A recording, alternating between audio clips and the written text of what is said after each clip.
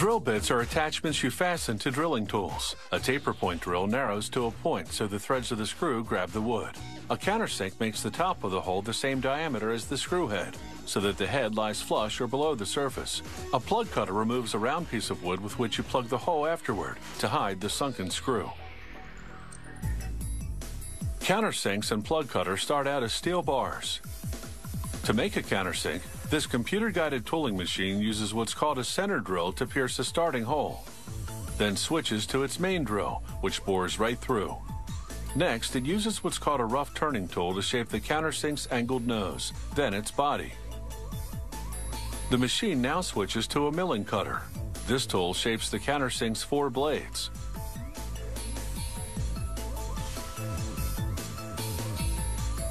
A cross-drilling tool bores a hole for the 2 screws that'll hold the countersink to the drill.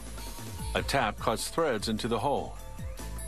Next, a tool called a dovetail cutter sharpens the blades.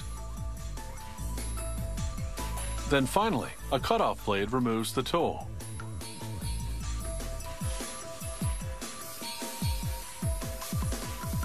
The same machine makes plug cutters. Its center drill makes a starting hole, but this time the main drill doesn't bore right through. It stops at the depth that the plug cutter is designed to cut. Just as before, the rough turning tool shapes the body, and the milling cutter sculpts the 4 blades. Some plug cutters on the market have fewer blades.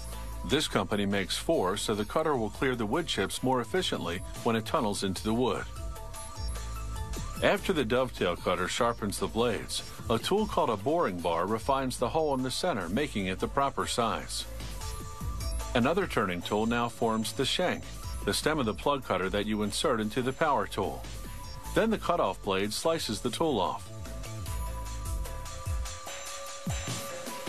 Now for some manual touch-ups. First, they grind the plug cutter against an abrasive wheel to remove excess metal from the cutoff. Then they do what's called side chipping, grinding the sides of each blade to a particular shape that'll clear the wood chips. Here's how the plug cutter looks before and after grinding off the excess, and before and after side chipping. And now for making the drills to which the countersinks attach. It all starts with a tapered piece of steel, because this will become a taper point drill.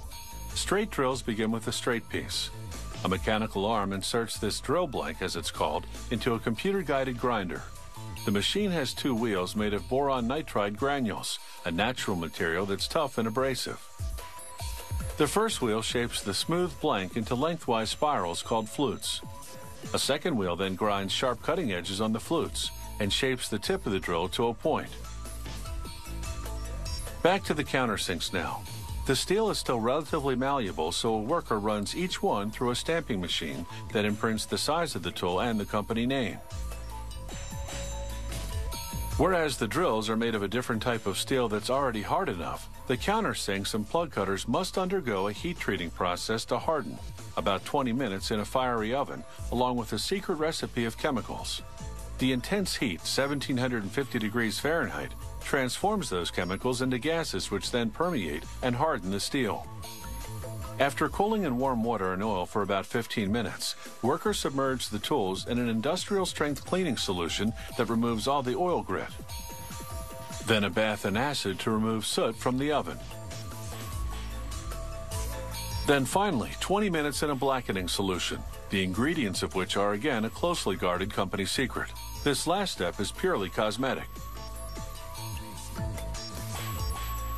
So how do the 3 drill bits we've seen all work together? First, you use the plug cutter to make the plug. Then you pop out the plug with a screwdriver. Next, mounting the countersink, that black tool onto the taper point drill. You drill a hole for the screw. Then you drive the screw into the hole, sinking it below the surface. Then you cap the hole with the plug.